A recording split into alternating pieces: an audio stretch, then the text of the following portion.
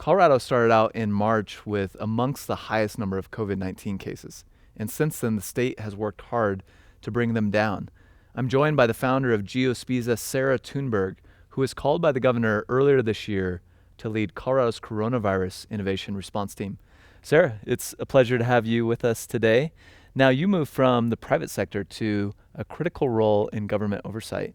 Tell us about what's been most eye-opening so far.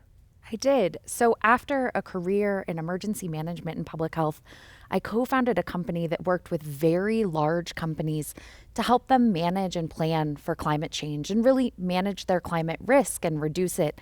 And so, moving into this role in the government has been incredibly interesting because I feel like my learning has really gone full circle. In my role in GeoSpiza, leading that team and working with our customers, we were always striving towards resilience. We were helping them have more resilient supply chains, more resilient revenue models. And I had this sort of idea that perhaps resilience and efficiency were two sides of the same coin. And in my new role at the state working on COVID, I've really seen that manifest. And I've seen it come really full circle. I've seen it on the private sector side and now seen how it really affects government and our taxpayers and all of us.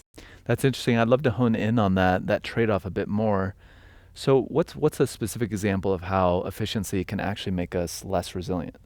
So, one of the most interesting examples that I've seen specifically in COVID is that in March, as we started experiencing more and more disease, we had huge disruptions in our meat processing capabilities. So, in meat processing facilities, people work very, very close together.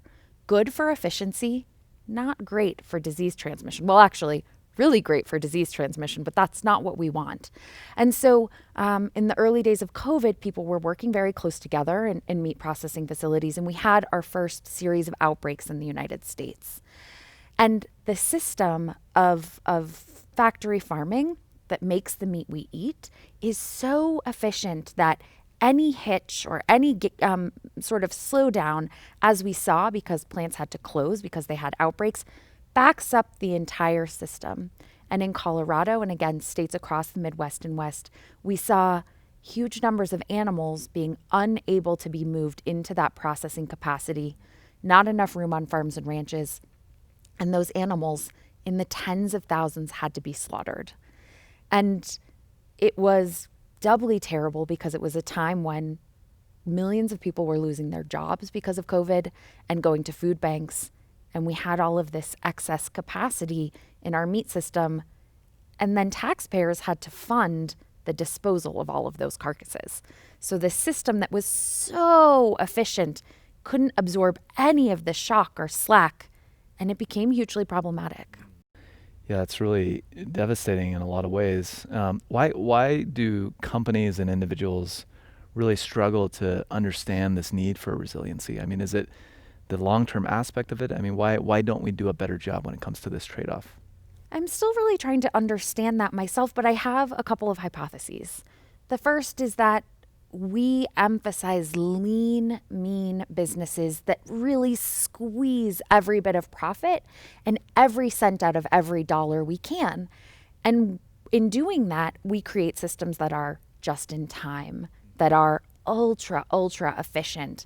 And we don't leave any slack, we don't leave any squish because we want every bit of profit we can get.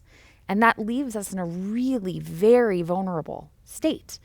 Another interesting example is that as Hurricane Maria destroyed Puerto Rico a couple of years back, we lost access to 10 of our top prescribed drugs because our systems were so efficient and our processing capability was so centralized, because that allowed us to take care of or take advantage of highly trained workers and really efficient shipping systems, that when Maria wiped out those factories, the whole world lost access to really important drugs. So we see this over and over again, and we're going to see it more.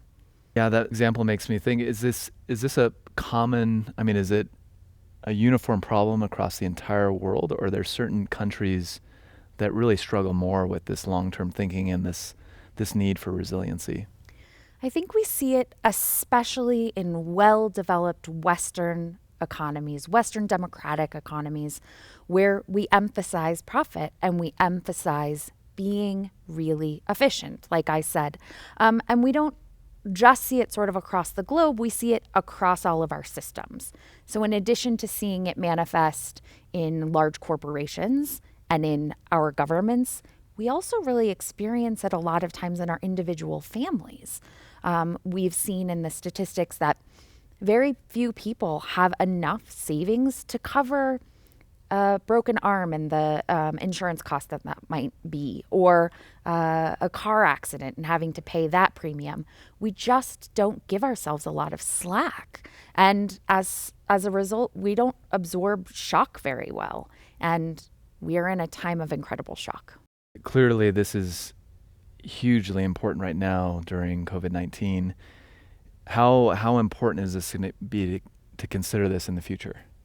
It's absolutely essential, because what we're seeing in COVID-19 is just the start of what we're going to see as a result of climate change. We know that natural hazards and weather phenomena are increasing in frequency and severity. And as we have more and more people in the world, the weather and our populations interact in a way that becomes very dangerous. So we need to start being incredibly intentional and incredibly thoughtful about how we build cushion and slack and really resilient systems, so that when we experience a hurricane or a flood or a drought, or God forbid another pandemic, which we think is likely, we have the systems in place so that 30 million people don't lose their jobs almost overnight, and that we don't have to spend $1.6 million in Colorado alone to dispose of carcasses of animals that were intended to be people's food. We need to create systems that can absorb these challenges. What are some of the things that we can do as individuals, as we move forward? What's some of the advice you would have for everybody as we think about the next few years? I think, as I said, it's a whole systems approach. So on the individual level, thinking about where your family's challenges are or where your weaknesses might be.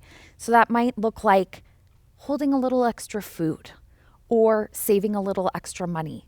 I realize that's incredibly difficult, especially in this incredibly difficult economic times, but creating more family resilience. Also, buying some food more locally, having businesses locally that you support so you're not dependent on these long supply chains. And then businesses investing and having a little extra capital around so they don't have to lay off everybody. I recognize that investors don't always love that. They want you to spend the money, but we might need to invest in that and having some cushion, having some capital. And then the last thing is, on the government side, we need to elect politicians who have smart growth policies and resilient economic and environmental policies. And so we have to vote. We have to vote for those things. Sarah, well, thank you for sharing all that perspective. That gives us all a lot that we can do to help with, really the next chapter in this trade-off between resiliency and efficiency. I hope we can continue the conversation in the future, but thank you so much for being here today. And we're so grateful for your work in helping us get out of this current situation we're in. Thank you. Thank you for having me. Thank you, Sarah.